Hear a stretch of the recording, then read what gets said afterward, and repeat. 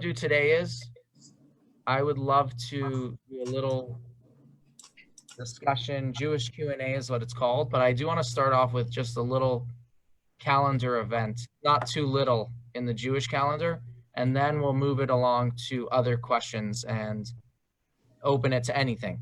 I just want to start off with the thing that's pertinent in Jewish history. So tomorrow on the Jewish calendar is what's known as the 17th of Tammuz, which is literally a date on a calendar.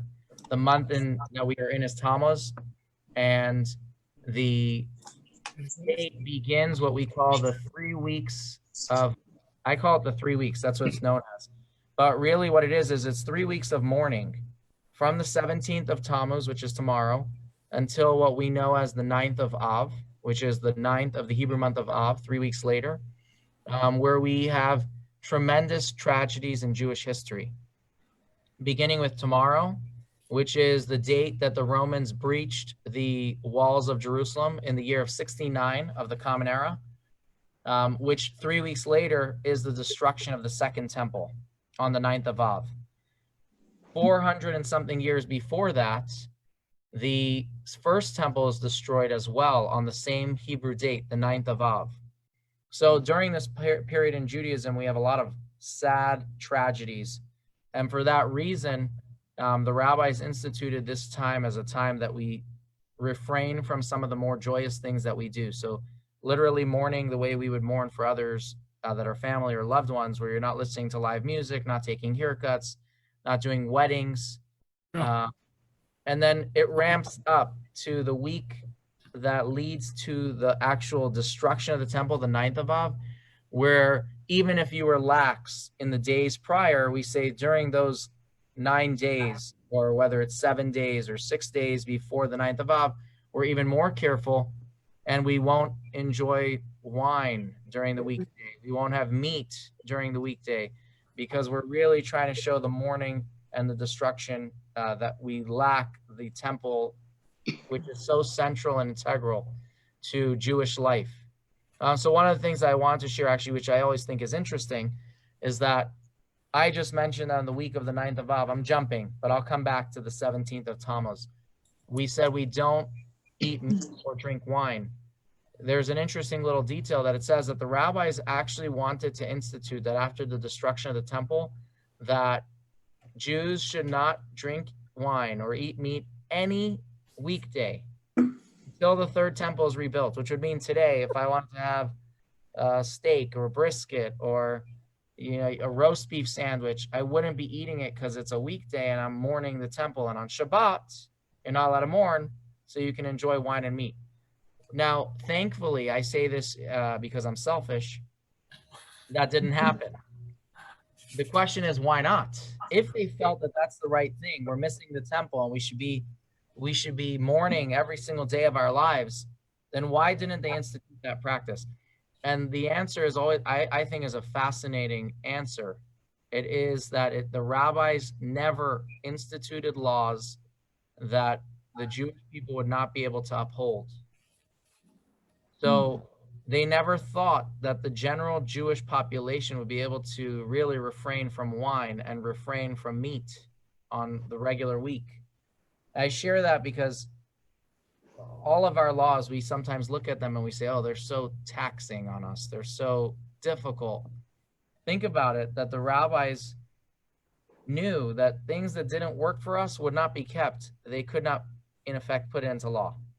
But going back to the history, and this, I'll just share a little bit of the time of this, so this way we can get any other questions that people might have.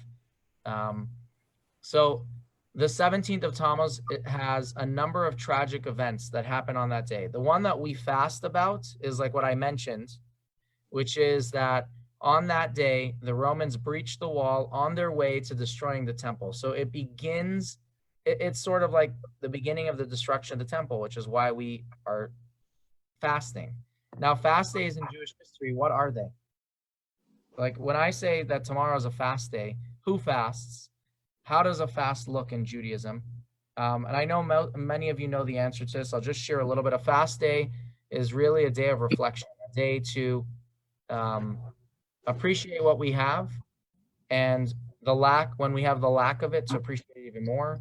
Think about others who are less fortunate, which is why it says that we typically, the tradition is that you donate the amount of your meals to charity to help others. Right? It's a day for reflection, to grow from the day. So with the destruction of the temple, the thoughts would be, first of all, the lack, to really emphasize the lack, that we don't have something, how we can be better, and grow, be better people, be kind.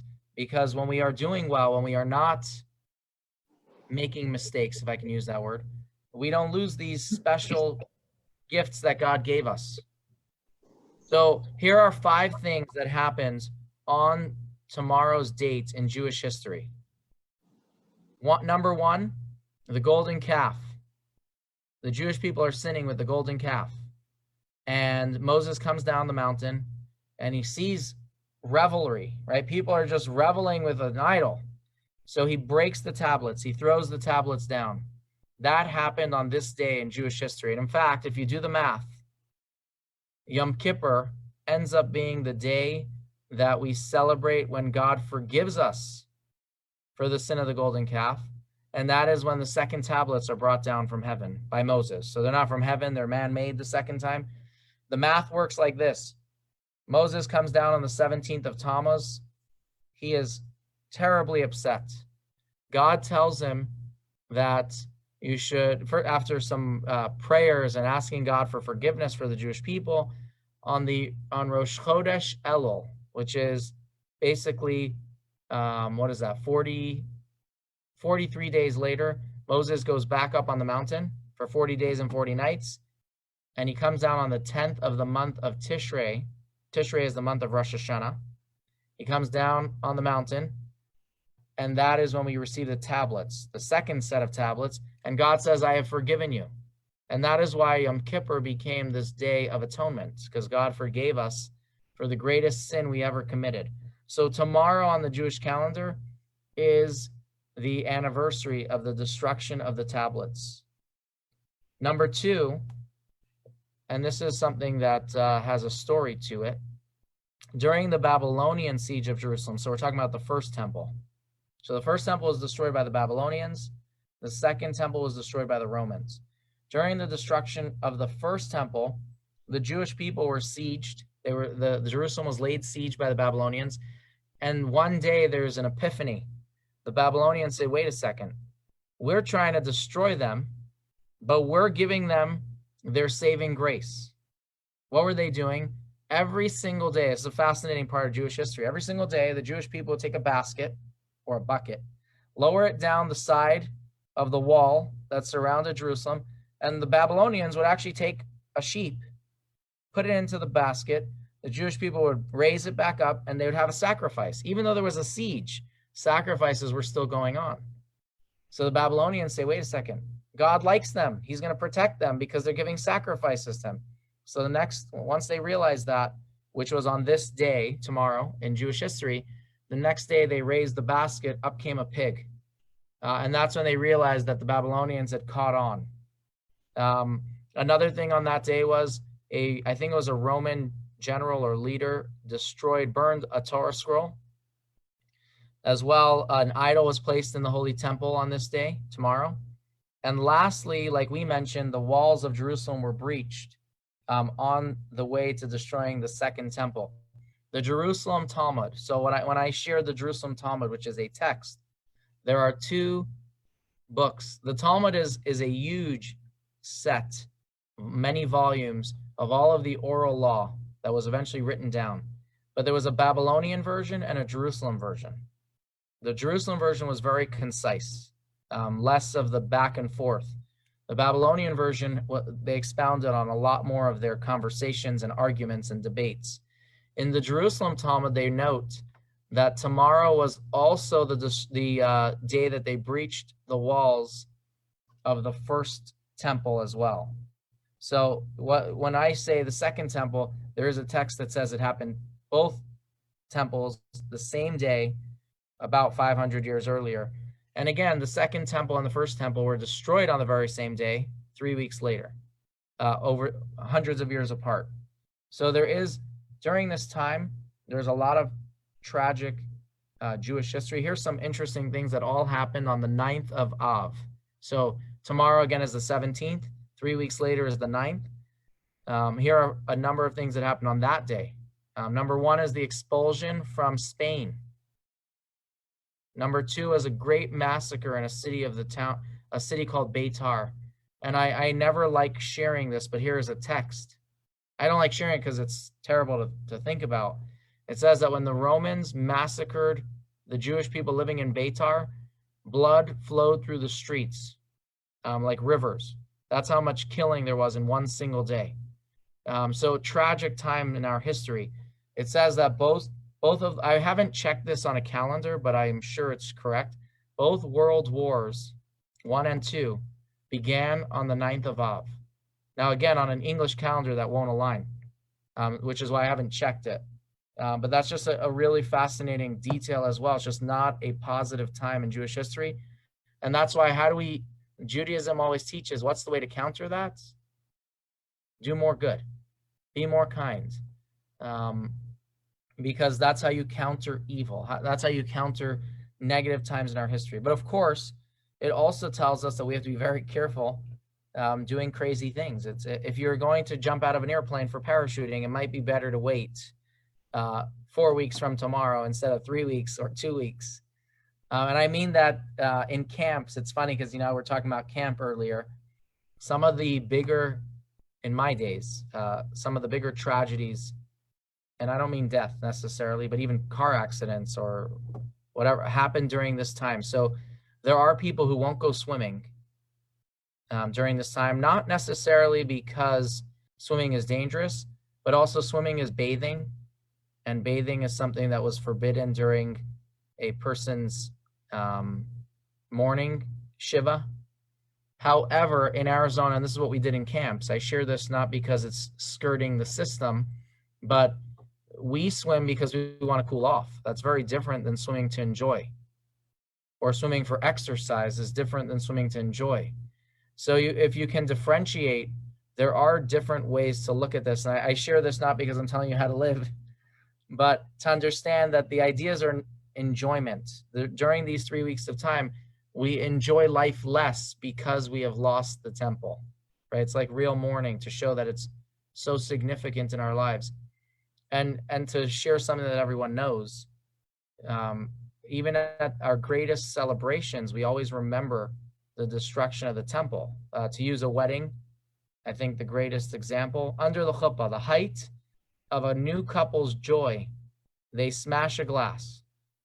Why does the groom break a glass under the chuppah? It's not so that we know Mazel Tov. It's really because even in the greatest, most joyous moment in a person's life, we have to remember that we're lacking something. And what is that? The temple. Judaism is missing something. Our lives are missing something. So that's the idea of breaking a glass. Although I know I've been to enough weddings to know that people come up with a lot of fluffy answers for why. The greatest one that I always like is that this is the last time the husband is putting his foot down. But that is, that's just an opinion. No, but I call it a fluffy answer. In Judaism, one of the most, I think, important things are to know why we do something, the real reason. Because when we have these fake reasons, eventually that can turn someone off because Judaism loses its meaning. And then you start thinking it's just some fluffy religion, and we start looking elsewhere for spirituality, maybe ending up in India by some ashram or a shrink, because we weren't given the real answers. We weren't given the true meaning for our own celebrations and mitzvot. So I always think that's very important. There is a story that I'll share, and then I think I'll move away from the conversation of the calendar discussion that we're in right now. I always love this story. The story might not be true, but the sentiment is true. Napoleon, it says, was walking through the Jewish quarter in France. And by the way, I'm sure the story is not true. If someone finds out that it's true, let me know. But Napoleon was walking through the Jewish quarter in France, and it says that he hears weeping at every shul he passes by. And he can't understand, like, what are the Jews crying about? So he sends one of his people into one of the shuls and says, find out why they're crying. We'll help them. So the guy comes back out. He says, they're crying because the temple was destroyed. So he says, if that's it, tell them we'll rebuild it. No worries. So the guy goes back into the shul and he says, Napoleon's going to take care of your temple. Don't worry, you don't have to cry. So they say, you don't get it. We're not crying about something that just was destroyed. We're talking about something that was destroyed 2,000 years ago. So when Napoleon heard that, he said, a nation that still cries about something that was destroyed so many years ago, that's a nation that's going to survive and thrive. And to use one last story, and this is a true story, a documented story. There were 3 sages, it says, were walking on the Temple Mount. And the temple was in ruins. It was still smoldering. It was still smoking. I don't know if it, I don't think I mentioned, the temple was burned. That's how it was destroyed. And the temple actually, even though we fast, the fast of the 9th of Av is a single day, it really burns for 2 days. And for that reason, the 10th of Av is also not necessarily a joyous day. It's impossible to request of us to fast for 2 days. It wouldn't work. But it says they're walking and they notice a fox that is in the ruins of the temple, walking where at one point in time was the holiest part of the temple, the Holy of Holies. So these rabbis begin to cry. Their friend, Rabbi Akiva, begins to laugh. So they look at him and says, how can you laugh? He says, why are you crying? So they tell him it's very simple. We just saw a non-kosher animal, of all things, an animal, but of all things, a non-kosher animal walking in the holiest place on earth. How can we not cry? We've sunk so low. So he says, that's exactly why I laugh. There were prophecies before the destruction of the temple that said the temple would be destroyed because of our sins. And I'll share, I guess I'm going to keep talking about this for a couple more minutes. I'll share what those sins were. But Rabbi Akiva said there were also prophecies that said that the temple would be rebuilt, meaning we had prophecies of the sad times, the warnings, and then prophecies that said afterwards we'd have better days. So he said, now that I see one prophecy was fulfilled, I know the others will also be fulfilled. So for him, it was a comfort. When he told them that, they told him, you comforted us. So again, this is a documented story in the Talmud. Now, why were the temples destroyed? So it says that the first temple was destroyed because of idolatry. And if you look through the book of prophets, you'll know, and I say prophets, I don't mean the single book, but that entire section, Nevi'im, you'll find that Jews were sinning with idolatry, back and forth. The roller coaster of Judaism was the prophets or the kings would be sinning, warning them that you're sinning. Something terrible would happen. The Jews would pray to God to have it fixed. Give us back our, we don't want to be under someone else's rule or whatever it was. God would acquiesce. We'd have a good period of time for another 10, 15 years. And then we'd go back on this low and Jews would be worshiping idols until finally the temple is destroyed. Now, after the first temple is destroyed, here's another little fascinating story in the Talmud that I always love. After the temple is destroyed, the rabbis say, enough. They turn to God and say, we've had enough. This temptation of idolatry is bringing down your people. Take it away from us. So they fast. And they fast, and God says, okay, no problem. You won't have the temptation of idolatry. Now, I'm going to dumb this down to a degree. What does it mean, the temptation of idolatry? I always, till I read this story, I used to struggle with this, with the stories that, I'm even going to go with the story of the sin of the golden calf. Which one of you can sort of relate to worshiping a cow? I mean, I can't. And it always boggled me that the Jews kept on failing and worshiping these things that to me they could never be a god. Until I learned this story. And the story was that after the destruction of the Second Temple, the Jewish people lost their desire to worship idols. Now, what does that mean? Did they have a desire to worship idols? No. What it means is that Jews had, or I shouldn't just say Jews, people had an awareness to spirituality during the era of the first temple and before that, that because of that, we searched in good places and bad places. We wanted to find God and feel holy and feel connected by connecting ourselves to spiritual things. The fact is that everything that lives and exists in this world has the Spirit of God within it, right? It would not exist if God didn't allow it to exist. So technically, our table, our chairs, our food, not technically, but realistically, they have a part of it that God gives it its existence. So in these items, there's something godly to it, but we're not meant to worship it. Jews, in their quest to satiate their spiritual yearning and desires, were sometimes misguided in what they chose. Now, when the sages prayed and fasted that God should take away the temptation for idolatry, he didn't just say, okay, no more idols. What he did was he took away our awareness for spirituality. You can't just take away the good or the bad. You have to have, in this world, nothing comes to us by just seeing the good. We have challenges, right? You either choose good or you choose bad. So if there was something pulling us that was good, right, this awareness of spirituality, there was good parts to that. God had to take away also, if he took away the negative part, he had to take away the positive part. So in the second temple, we find that as holy as the second temple was, there were differences between the first temple and the second temple. Because in the second temple, the Jews had already lost this spiritual awareness.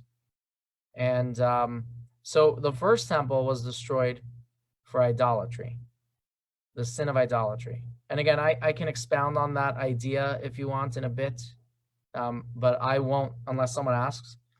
The second temple, it says, was destroyed for baseless hatred. Literally, Jews not getting along.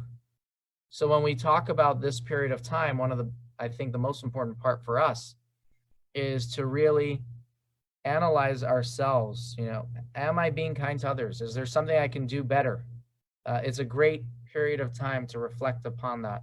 There are stories that talk about the hatred that Jews had for each other. I'm going to share the more known one. It's called the story of Kamsa and Bar Kamsa. These are two different people with very similar names. A person is having a party.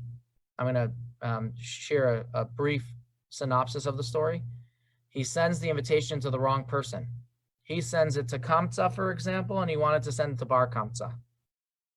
And when this man shows up to the party, this is his like sworn enemy. He hates him. He felt that this invitation was because he was trying to make up. So he shows up. He walks into the party. The host says, "Get out of my house. Who invited you here?" He says, "What do you mean you invited me?" He says, "I never invited you." So he says, "Please let me stay. I'll pay for my meal. I won't cost you anything. Just let me stay. Save me the embarrassment." Well, he wants none of it. At this party are many, many leaders of the Jewish community, and not one person speaks up. So this person is broken, and he's upset that the rabbis who are at the party are not doing what's right either. No one's sticking up for him. He's being embarrassed in public.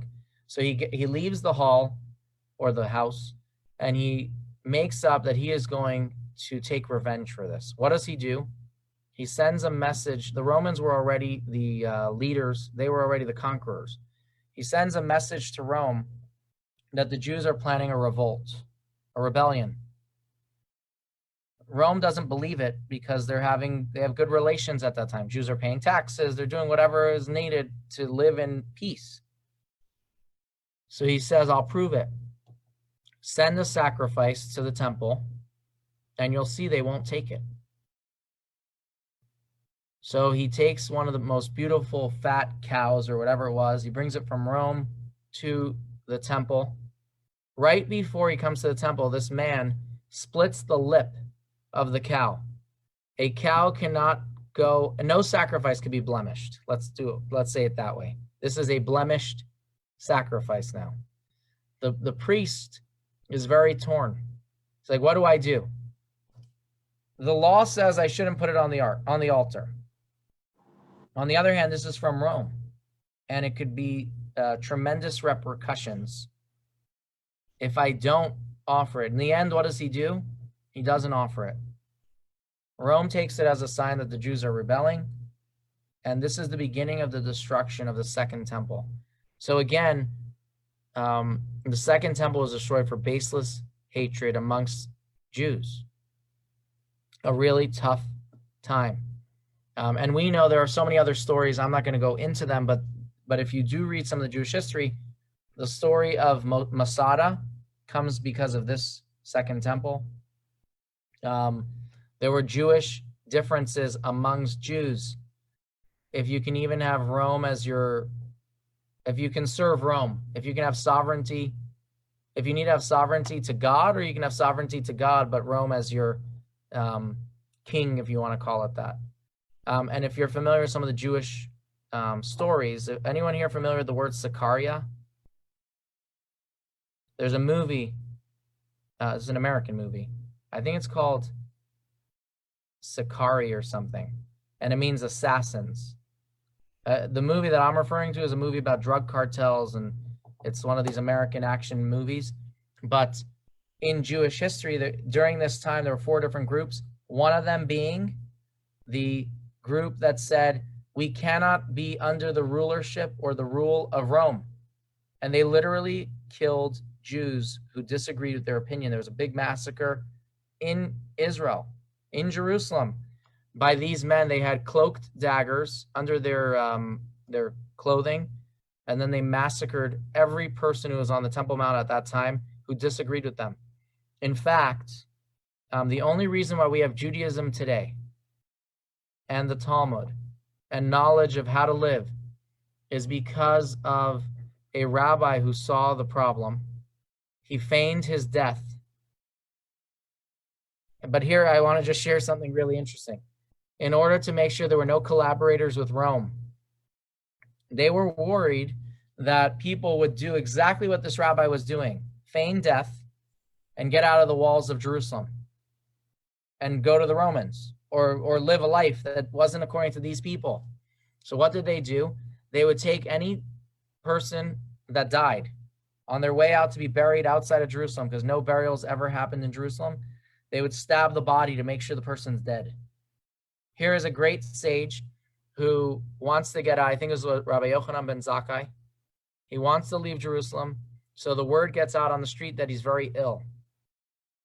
The truth is he's not ill at all. This is a plan to leave Jerusalem so he can get a message to the Romans to please save the cities of where the scholars were, and also to save a very scholarly rabbi who he was thinking ahead that if Judaism wants us to survive, we need these leaders.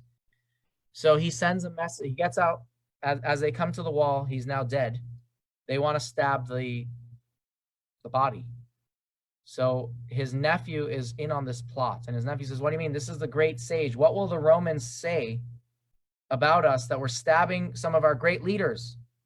So they say, you're right. They allow him to leave without being stabbed. The minute he gets within enough distance to the Romans, he walks to them, he asks for their ruler, and he calls him emperor. No, it's not an emperor, it's a general. So he says, I should have you killed for, I guess, for insulting the emperor. You're actually, this is treason. So as he's saying this, a messenger comes into the tent and says, the emperor has died and they have just made you emperor. With that knowledge, this man says, okay, you must be someone special. What can I do for you? He asks for 3 requests. Number 1, he says, I know you're going to be destroying Jerusalem, so please save this city where it had all the scholars. Please send doctors to this rabbi. And the 3rd request, I don't remember the 3rd request. If it comes to me, I'll share it. But the point is he makes 3 decisions, and this person does that. The emperor actually takes these 3 requests and grants them. In the conversations, when you read from like other rabbis, historians during that time, they say he had an amazing opportunity to ask him to not destroy the temple. and he punted, right? On the other hand, he was thinking rationally. He's like, if I ask for that, he's not going to agree. So at least do this. But again, that's the story, one of the stories of the Second Temple and how we have Judaism today. Masada was a totally different story. It could really be its own discussion. Masada was a group of Jewish people that felt that you can only be under God and not under Rome. So really, when all other Jews had already surrendered, about 800 or 900 people who follow a leader that is misguided on one specific law, right? They keep Torah, they're regular Jews, but they have one thing different than the rest of Judaism, and that is they say you can't be an American and be Jewish. You can only be Jewish and have Jewish leaders above you. That's what they were saying. They were wrong. And because of that, they do a suicide, as we know, Masada. So it's always interesting to me that we celebrate Masada for their last stand, but really in Jewish history, they were wrong. They should not have been on Masada. They should have surrendered. Now, granted, surrendering would mean that slavery and everything else. So there's a conversation to be had, but we don't look at them the way we celebrate them. And I grew up in school where we still celebrate Masada. It is a stand, Jewish people, standing up for themselves. But in the scheme of Jewish law, their theology or their reasoning behind their stand is misguided. That's what I'll share. But I also understand the message of Masada. I mean, every Jewish Israeli soldier takes this oath that Masada won't fall again. And I understand that. So they're not necessarily talking about the perspective of why these people did the last stand, but more about they're standing up because they're Jews and they want to have their own sovereignty and be their own people and not suffer by the hands of the Romans. But it is a larger conversation. I'm going to end here because I shared a lot. If anyone has any questions on something I shared today or on any subject, free, open. If you do, just unmute your mic. That'll be a great way to do it. I have a question. Go for it. I have a question about Jewish lineage. So the patrilineal line passes down the Kohanim and the Levites. And then there's the other, that Jews come from a matrilineal line because you always know who the mother is. So I know that in the Reform movement, if you have one Jewish parent, you're considered a Jew. And so is it a matrilineal line or is it a patrilineal line? In Judaism, yes. You said it correct. So Judaism follows matrilineal descent. Right. We were feminists before people realized it. But on a serious note, there's some very not this one specifically, there are some fascinating Jewish laws about women's rights that are just way before their time. For example, the ketubah, the wedding document that says that the man has to provide to the woman. She doesn't owe him anything in a sense. But to not go, I don't know enough about that. That's a good one for my mother-in-law. But the short answer is yes. In Judaism, Jewish identity follows the mother. So if the father is a Kohen, but the mother is not Jewish, is the child Kohen? So you ask a really good question. The answer is no. However, and that's also why when we have all these DNA tests now that can really prove your identity, it's not good enough to prove someone is Jewish, because there's a part that could come from the father in your DNA, and that doesn't tell you enough. But here is to go back to your point. If a father is Jewish and the mother is not, and therefore the child or adult grows up and converts to Judaism, they do not retain the tribe of their father. And so that's a really interesting question. Murray, you want to add something to that? You unmuted? No, not to that. You continue if Benita has any more questions on that. I was going to tell No. another. I was going to tell a Tisha B'Av story. All right, go for it. 1959, I think it was. I was in New York. I was a short order cook at a drugstore. A lot of the people here remember the days they had that. And it was a Sunday, and a fella comes in, and he asks for coffee and a Drake cake.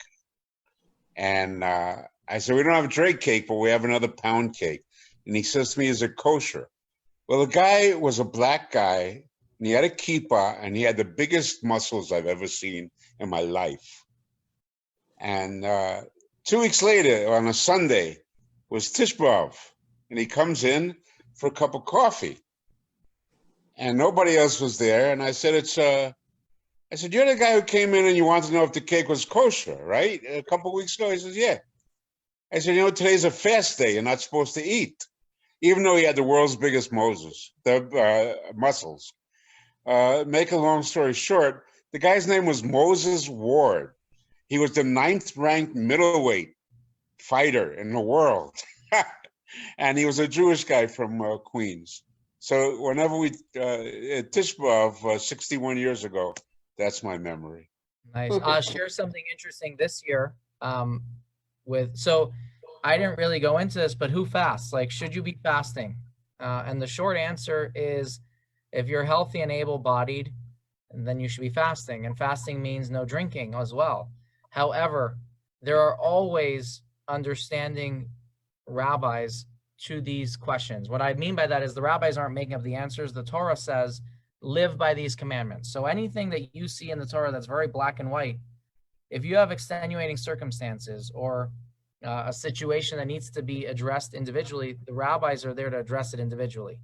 This year, you will have found a number of rabbis that have written public answers as in general rules, not just like talk to me and I'll listen to your story type of a thing, that say that you should not fast on the fast day tomorrow, and definitely not Tisha B'Av as well. Now, what is their reasoning behind that? The fact is we have a pandemic, and if weakness would be a reason why your body would not be able to fight the virus, then you absolutely have to eat. So we're not saying that you can only if you have the virus already, you shouldn't fast. We're saying that, let's say, God forbid, someone gets the virus and they were fasting, and their body is weaker because of that for the 24 hours that they were fasting, the virus has a head start, right? We're anticipating something. And so the rabbis, a number of rabbis, in fact, in Argentina, the rabbi that's of the community when I was there, was known to not be so lenient, right? If you had questions, you weren't always going to get a lenient answer. But the fact is, he put this letter out as a general rule to the public. Do not fast.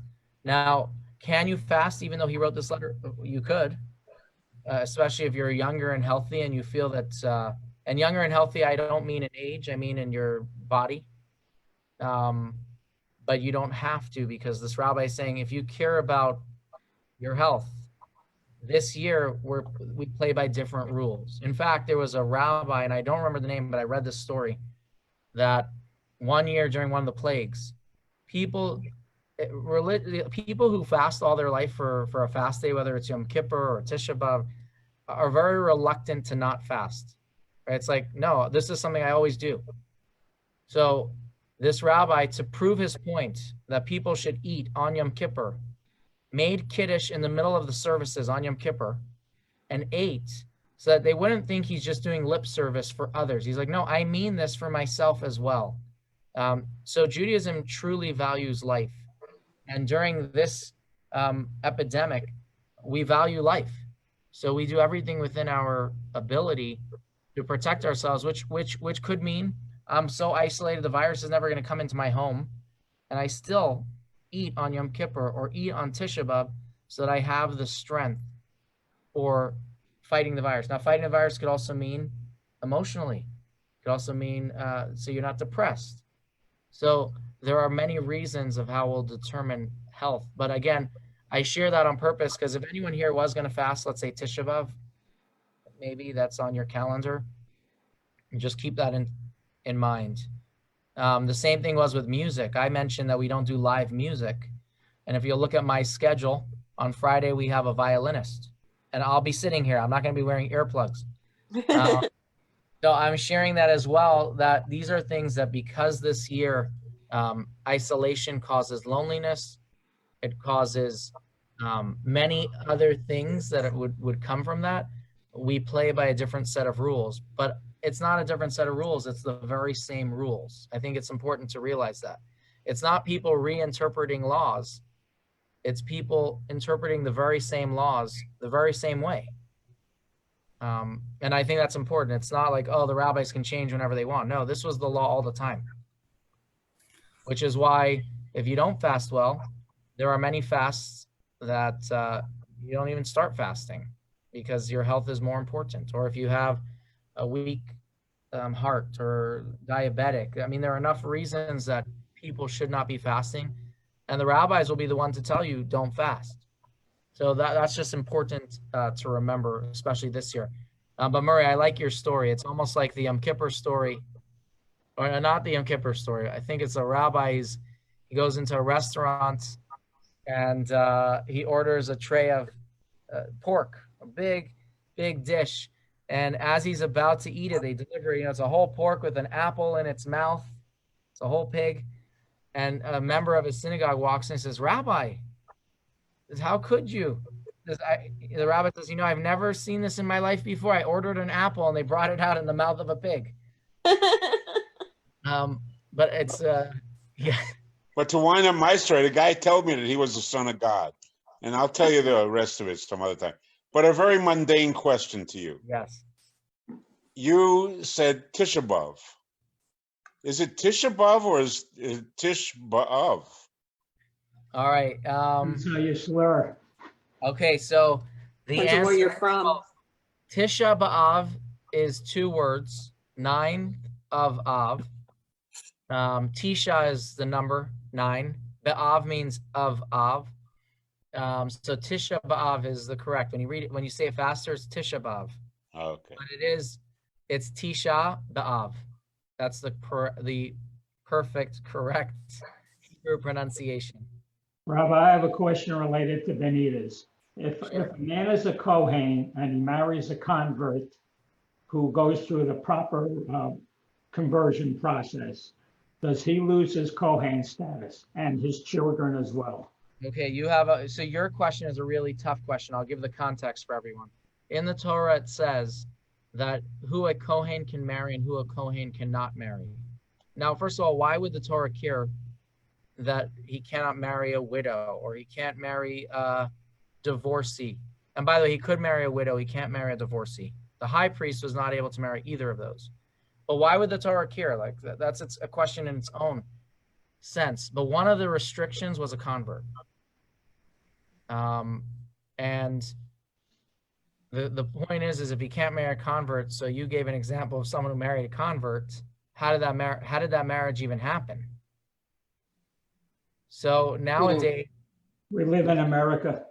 Yeah, in America, so let's say they did a proper wedding, right? They went to a rabbi who knows these laws, and they say, Rabbi, I want to marry my sweetheart. And the rabbi says, I'm sorry, I can't do that wedding. So, Rabbi, we're going to live together anyways. What does the rabbi do? Does he send them away from the congregation? Does he bend the rules for this guy? The short answer is that there really isn't a recourse. But what I've found is that there's a rabbi in Chicago who is an expert in this. When I say an expert, this is like one of his fields of study. And what I've seen him do is he'll research the family to see if he can make questionable their Kohen lineage. Because it's a better outcome that they're living in a mitzvah rather than living in a sin, if you know what I mean. Now, some families, that's really difficult. Their identity is a Kohen. But love is very blinding. So I've seen that done a couple of times. How does someone I'm going to say throw out someone's lineage, there are a number of ways that you can lose your Kohen status in the Torah, not from a rabbi today. For example, certain marriages would make a person lose their status, or illicit relationships. So there were ways that they can analyze this using laws that are not new. It's just not common. But like you said, in America, it's a more prevalent problem. And our goal is not to push people away from Judaism. It's to embrace them within the rules. So it's not easy. I do know that. But that's the short answer. Rabbi, can I ask a question? Practical terms, if a Kohen does that, he loses his status as a Kohen, correct? That's what happened in the synagogue I belong to. So practical terms, if a Kohen is married to a convert, they should not be called up for the Kohen. Aliyah. Right, but they could get called up to the Torah, just not for that Aliyah. Not as a Kohen, correct. Okay, that was the practice in the synagogue I belong to. I'm reading a comment. Rabbi, for us, today is our 47th anniversary. And Mazel tov. Thank you. And when we went to the rabbi to choose the date, he said, you got to be careful because you're close to Tisha B'Av.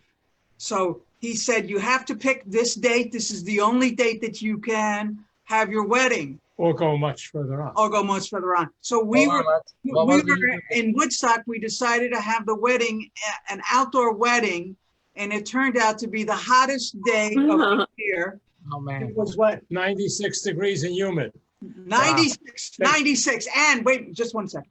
And I had always told Stan that in my mind, my groom would wear a high collar shirt with an ascot and. It's called schwitz. Yes, cutaway top, and he did. And when I took my bridal gown off, the rice that they had thrown cooked on me. Oh man! That's how hot it was. So that's why I remember Tisha B'Av. So I'm assuming you got married in 1973. Yes. Correct. So Correct. that was. On the Hebrew calendar, that was the 8th of Tammuz. Today is the 16th. So it was 8 days ago on the Hebrew calendar. Right. And actually, I was teaching at that time the Regents class in Spanish, and I told my class I can't get married unless everybody passes the Regents.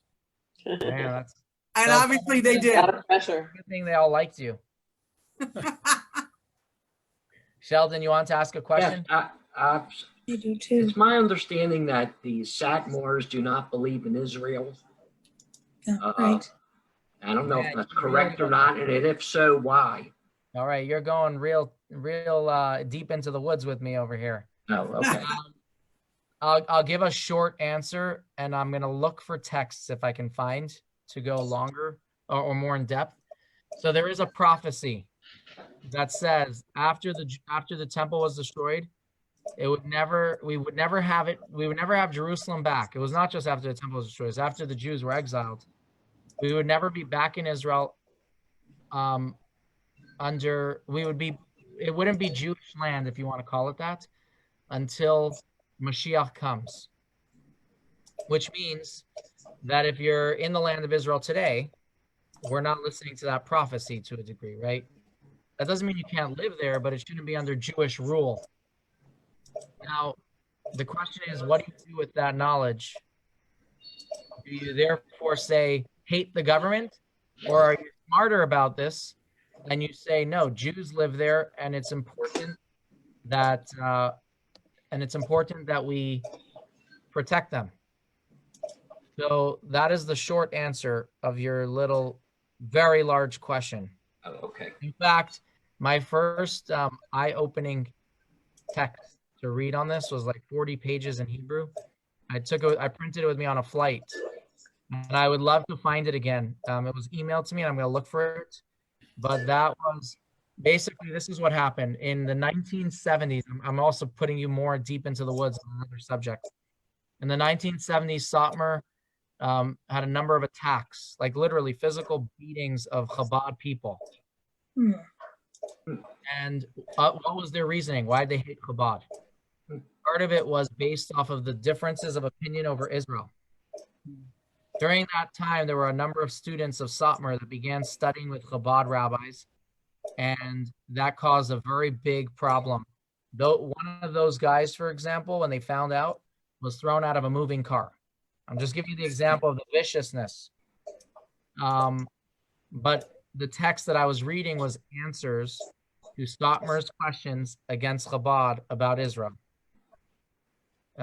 So, like my mother-in-law said, would you call Chabad Zionists in the literal sense? I don't think that would be the correct definition, but definitely 100% pro-Israel. The word Zionist, though, has a lot of implications. Theodor Herzl was not religious. He was not, he didn't believe in God. He didn't even believe in the country of Israel. He would have been happy if it would have been Uganda. I'm not sharing anything that's not known. You can Google this. Right? He wanted a land for Jews, but it wasn't based on God. So Zionism is very not religious. Then you had religious Zionists, which were their own little group, right, at that time. So really, it really needs a better conversation, and not from me. I'm not an expert in this subject matter. I do like you. I'll read something. I'll know enough about it, but know that I really need to read a lot more. Okay, thank you. Maybe we can find some. Maybe I can Well, find. there was a movie on Netflix or one of those stations called Unorthodox. Yes. Right. That was. And that was with the Satmar community. Right. But I don't know how accurate that was. That was, well, that one, I can send you my mother-in-law's questions and answer on that. Yes. Okay, thank you. Sherry, you had a question? You're muted though, so just unmute your mic. A message. Even in the reform movement, if the mom converted and she took it to the highest level, I mean, and sometimes a convert is more serious than a, Oh, yeah.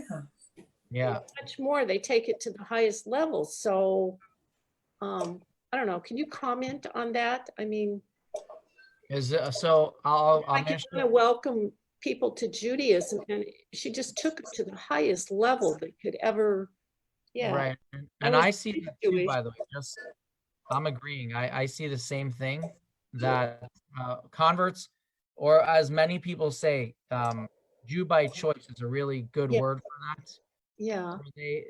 They've taken Judaism. By the way, I muted some mics only because I was getting feedback. So if you were going to ask a question, unmute when you're getting closer. Thank you. But basically, I see that all the time, right? I was born to it, so I take things for granted. I might not pray the right way or pray with the same feeling that someone who really studied. I did it because I was taught that as a kid. I mean, I recognize that within myself in certain things.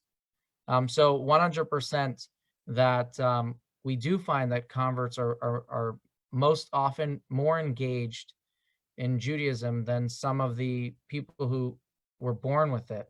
But I will share something that you're talking about. And I don't know if this is what you meant with your question, but I once read this. It was an article that shared a story. In Manhattan, they had brought 3 rabbis to a symposium, a conservative rabbi, a reform rabbi, and an Orthodox rabbi.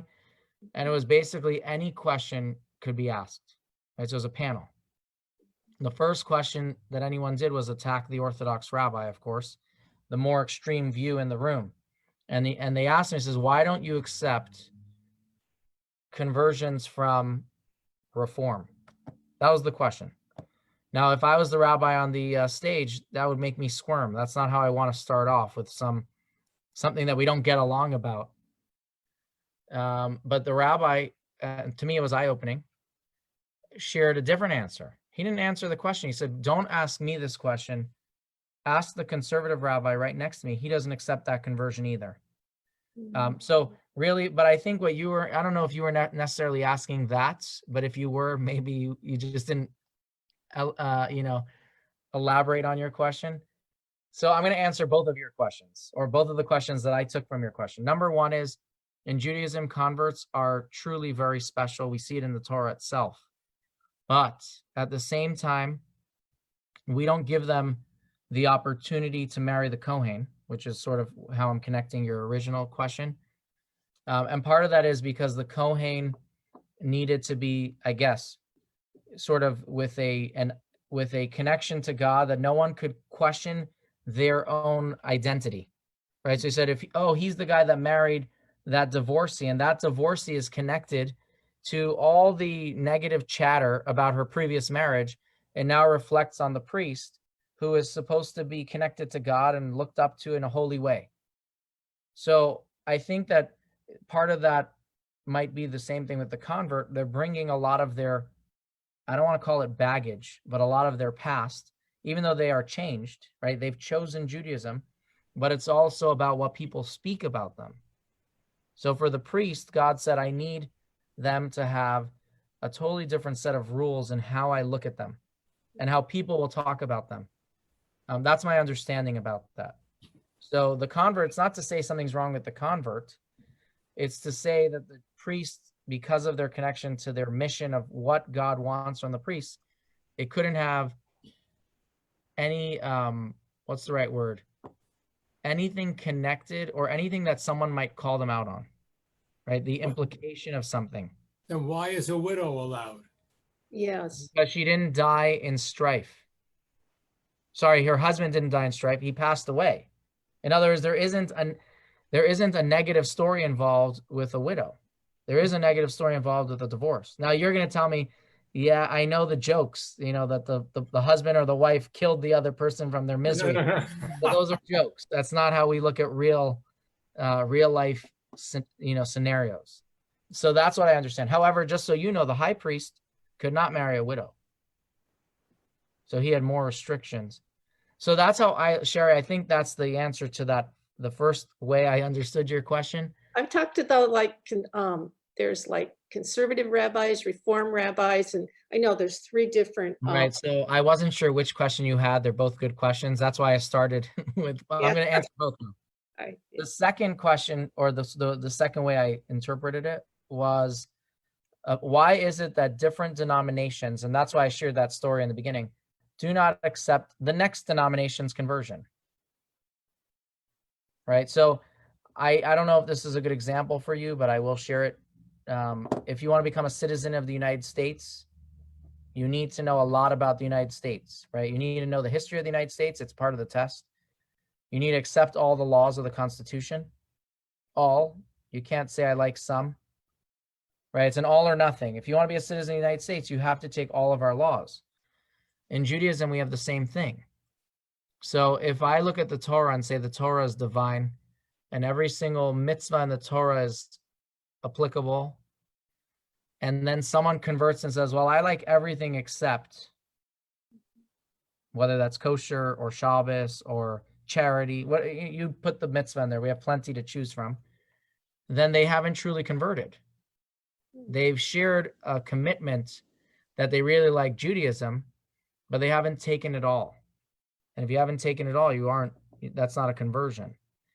So to use Ruth as the example, she says, where you go, I will go, where you die, right? She's saying, I'm all in all the way to the end, not halfway. So that's where you're going to come back to your question and say, okay, reform has a lesser standard than conservative. Therefore, conservative said, we don't accept yours. Conservative has a lesser standard than the traditional Jewish interpretation of the Torah because they've changed things. So if you follow the Torah, their conversion won't be good as well. Now, on that note, though, that doesn't take away from their conversions, right? I still agree that when someone talks to me about this and they have gone through a conversion of, let's say, reform or conservative, or talk to me about converting, what I see is somebody who wants to learn, who's growing in their Judaism once they've converted. And I say, keep growing. Meaning, I don't look at it as a negative thing. I think they just we all have to keep growing. And if someone starts at whatever level A, I don't like saying that. I don't consider it like level A or B. But I'm saying when you come to a certain point and you feel like you have done a lot, keep growing, keep studying, keep learning. That's how I look at it. So I respect anyone who has changed, regardless of which, I'm going to say shul or rabbi that they've gone through because they've taken a big choice. When you move away from whatever you were to become Jewish, whether it's to my standard or not, and I don't call it my standard, but to the Orthodox or the Torah standard, you still have taken a tremendous move. And that's something commendable. I think everyone acknowledges that. So and I also understand that this could be a very personal subject for many people, whether it's for themselves or for their children or a daughter-in-law or a son-in-law. It's not easy, and I don't think anyone judges. Hopefully, I pray that no one judges people based off of that. I think it's about growing and learning more. That's how I look at it. Thank you. Sure. Any other questions? Just unmute your mic after I muted a bunch of mics earlier. So, Jerry, did you say you had a question before? Jerry and Phyllis? No? You're muted, so. Rabbi, this was just, I learned so much, really. I don't think I've ever had this explained the way you explained it. It was really, really great. Thank you very much. My pleasure. For the match, yeah, Jerry. Rabbi, the Navajos, the mother is the one who controls everything. She owns everything. Everything passes down through the woman, not the man. So are they the lost tribe? You know, it's interesting. It's funny that you say that. I took my kids, this is probably a year ago, for a dental cleaning, and the woman, the hygienist, or I don't know if she was a hygienist or the person who first started working on their teeth, was Navajo. Her husband was Navajo, and she was sharing some of the different customs of death. And I'm like, man, this is like so close. So I don't know the answer to your question. I don't think we ever say that they are the lost tribes. But I do believe, and I think most of us agree, that all of the religions that you see today came from one religion, and they've been changed a bit to fit for others. But yeah, the Navajo is definitely very spiritual, and some of their traditions are very similar to Jewish traditions. But in Judaism, believe it or not, the inheritance would go through the male, but women have a right, meaning they're not included. And the story behind that is the daughters of Tzalafchad, if you're familiar with that in the Torah. Basically, 2 weeks ago, I think it was, in the Torah portion, there was a story of a man who desecrates the second Shabbos that the Jewish people celebrate in the desert. So I just want to repeat that. We receive the Torah. The first Shabbos that we have the Torah, we all celebrate it. No one makes any mistakes. The second Shabbos, there's already a man who openly desecrates the Shabbos. Right? Moses doesn't know what to do. In the end, he finds out what to do. The person is punished. His children are all daughters. And they complain to Moses, and they say that the Jewish law says that inheritance goes to the males. We're all women. We don't get it. It's not fair. And the law changes. You know, Moses talks to God, changes the law, which is pretty powerful. There's a couple stories in Judaism that we find that, you know, questions changed the Torah. I don't mean the Torah literally, but certain laws. One of them being that, another one being the Passover sacrifice. There's a second Passover for any of you here who don't know that. It doesn't mean we sit for a Seder, but it was a second chance for people who did not have an opportunity to give the Passover sacrifice, the first sacrifice in the desert. So, you know, there is it's an amazing thing when you think about that. Today, we obviously don't have a Moses, so we can't really change rules like that, which is some of the questions that we all struggle with. Why is the Torah like this or like that? It's so outdated or backwards or ancient. We don't have the opportunity to change things. But Navajo might. I watched last night the movie The Red Sea Diving School. I think it's called that. Oh, yeah, we watched it too also. That's about the Ethiopians. Yes. Yeah. Very good. Very powerful movie. Now, were they Jewish? Yes, How do you know? they had DNA studies. But do we consider them Jewish? Why wouldn't they be Jew? They have DNA studies. They practice their form of Judaism. Why wouldn't they be Jews? That's why we had Operation Moses. No, I know what I know all the information you're sharing. I'm saying according to, Jerry's question, then the Navajo could be Jewish too. I mean, they're just as similar in certain regards. Although they prayed a lot of gods, they're not. But I mean, we can find certain things. By the way, I don't have the answer I don't think anyone can definitively say they are Jews or not, which was why when they came to Israel, they were accepted, but they were told to convert just in case. I don't know if you know that. Yeah. Yeah, Murray, you want to add something? Well, yeah. Reference to the daughters of Zelophehad. That was my son's Haftorah portion for his bar mitzvah. And it comes right after the 3 weeks. It's like 2 weeks after. The Makoshish Eitzim, I think it just happened. Maybe 1 year it was like that. This year, the year of my son's. Oh, you know what? Sorry. No, you're correct. You are correct. I'm thinking about the story of where the guy dies. You are correct. You're talking about the actual story of the 5 daughters coming to Moses. You are correct. Yes, you are correct. Yeah. Anyone else have any other questions or insight or thoughts? I do have a text here if anyone wants me to read it, because matrilineal descent it is truly a difficult question in today's times because of how much, I'm going to say, intermarriage and how much is going on in our society today. So the one of the texts that we point to is really not from the book of the 5 books of Moses, but more about Ezra, who was one of the prophets. It says that in the book of Ezra, it says the Jewish people returned from Babylonia after rebuilding the second temple. So they're building the second temple. They come to Israel. They found that there were Jews who had lived in Israel that never left during the exile, and they had taken non-Jewish wives. Ezra, I'm going to read the verses. Ezra is heartbroken, and he tears his garments like in mourning, and he prays to God. A large people gather around, and they join Ezra as he prays and cries. And here is the verse. It says, and Shechaniah, the son of Yechiel, the son of Elam, I'm just reading the names, raised his voice and said to Ezra, we have betrayed our God, and we have taken in foreign wives of the peoples of the land, but there is still hope for Israel concerning this. Now then, let us make a covenant with our God to expel all these women and those who have been born to them in accordance with the bidding of the Lord and of all who are concerned over the commandment of our God, and let the Torah be obeyed. Right? Why was he saying that they should be expelled, even the children? And how was it that Ezra and all the people agreed to this? Right? We are people who are very attached to our children.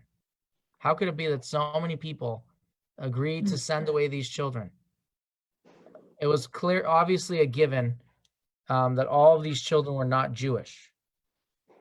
Right? And that's why he also says, and let the Torah be obeyed. Apparently everyone understood that this was not something new, but it was a call to listen to the Torah as it had always been understood by the Jewish people.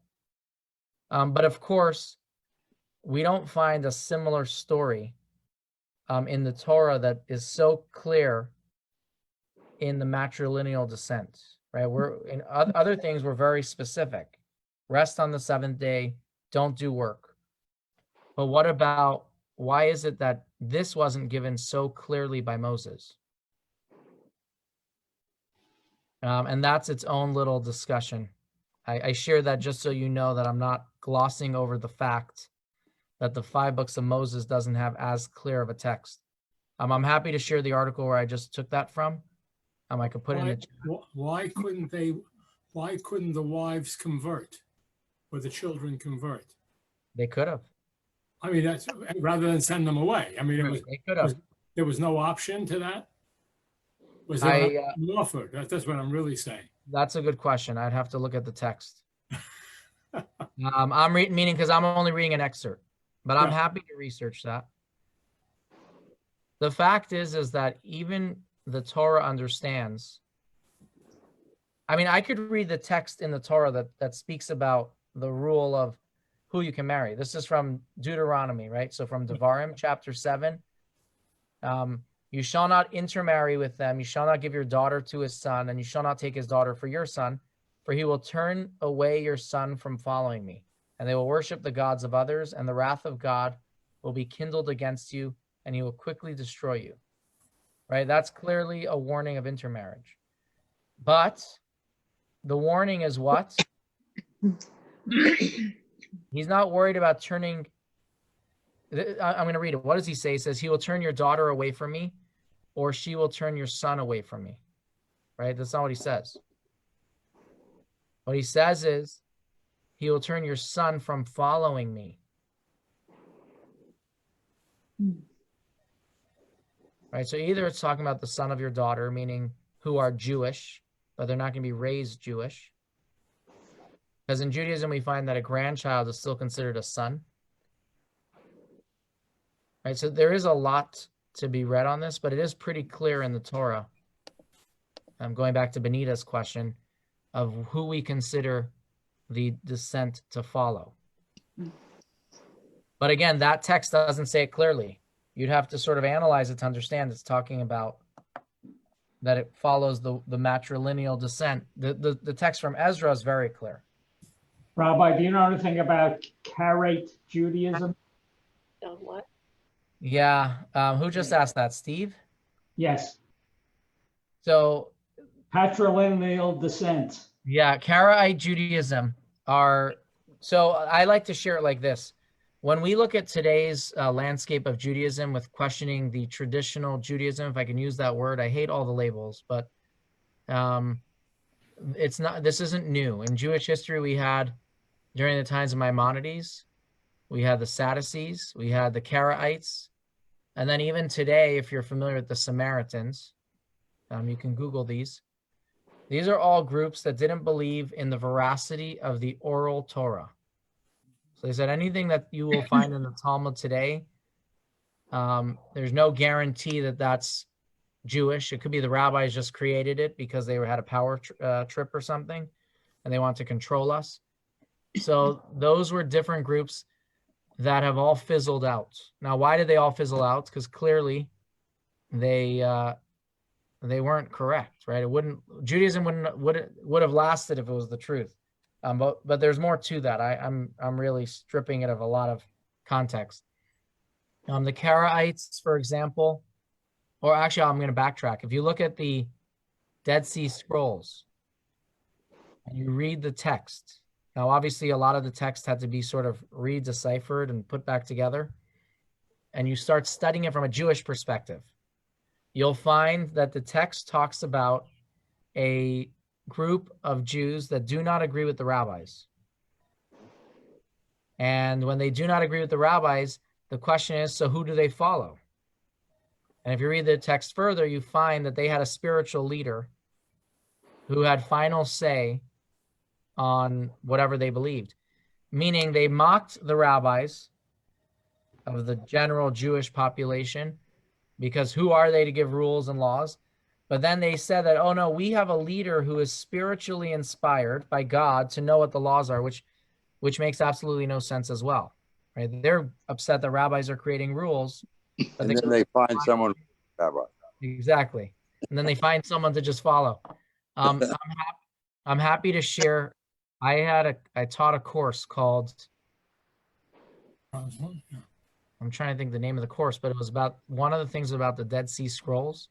Oh, it was 6 different classes of this course that dealt with big issues in Jewish history or big things. One of them was the Dead Sea Scrolls.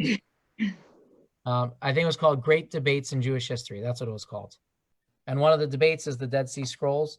I can share the audio for it if anyone wants to listen to it, or we can do it as a discussion here once. It's fascinating. For me, it was eye-opening because when the Dead Sea Scrolls in the 90s was like the big to-do, I really never read any Jewish texts to find out their origins and how we look at them. And I even remember like there was an exhibit in Arizona about them.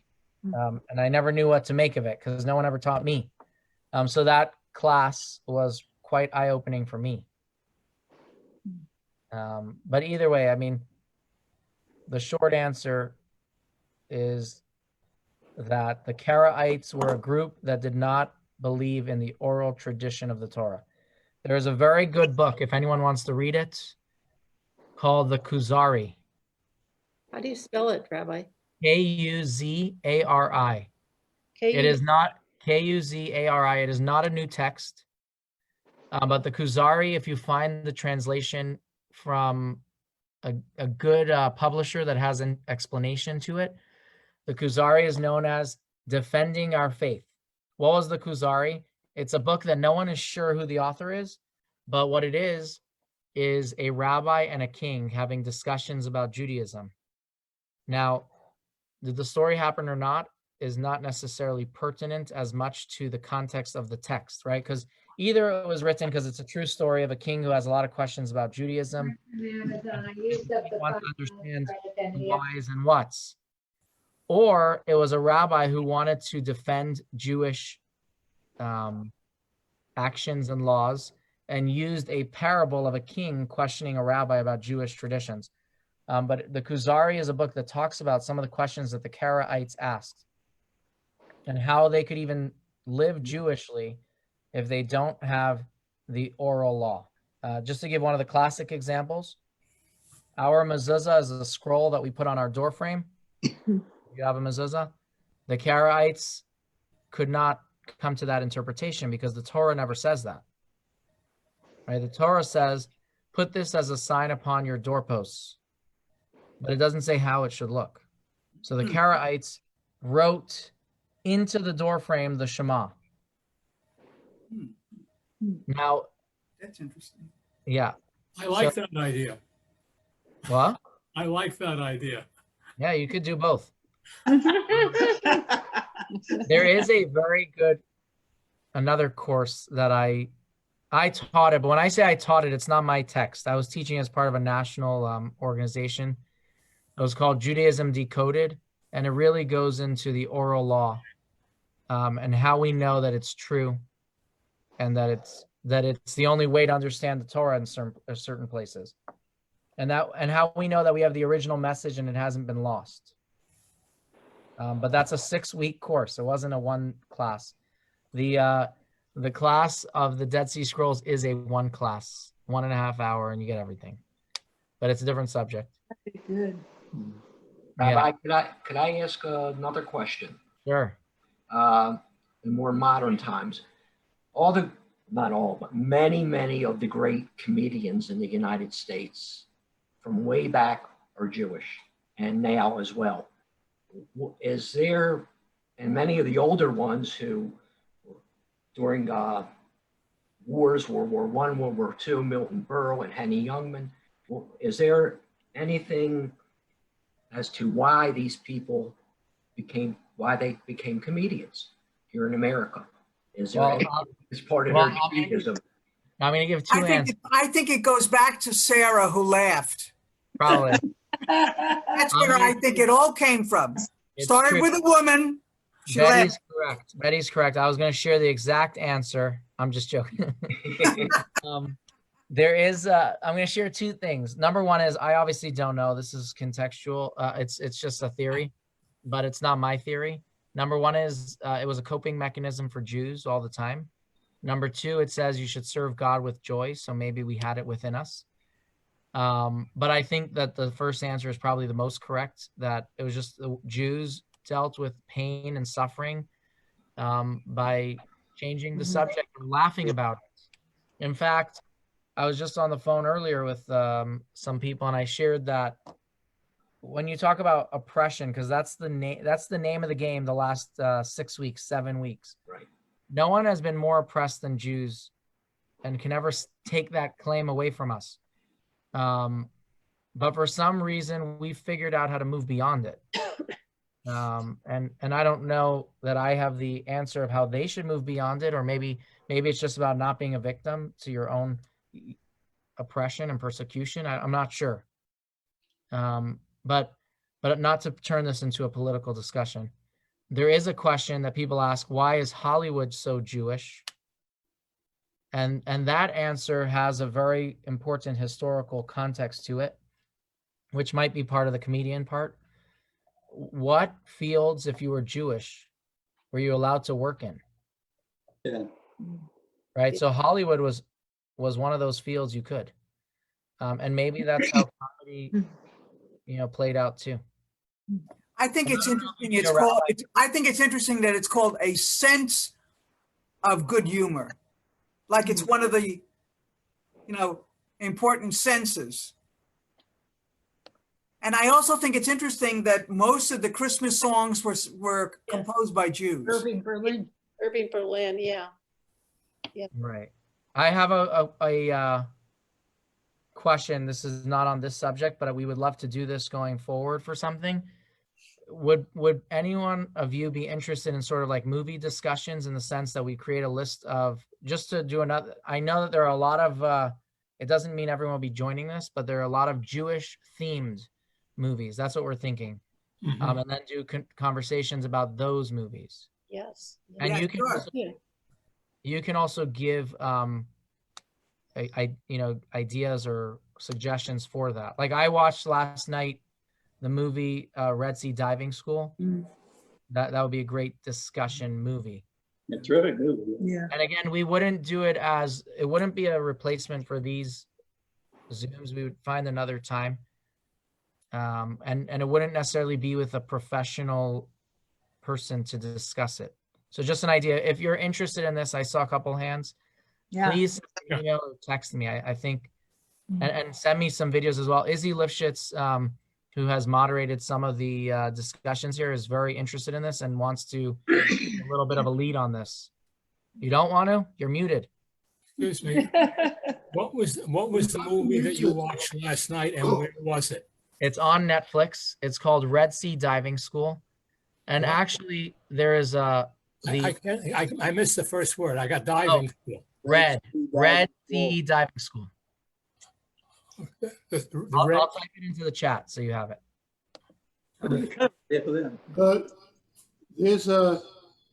You were talking about the Lost Tribes. Yeah. There's a movie on Amazon called Doing Jewish.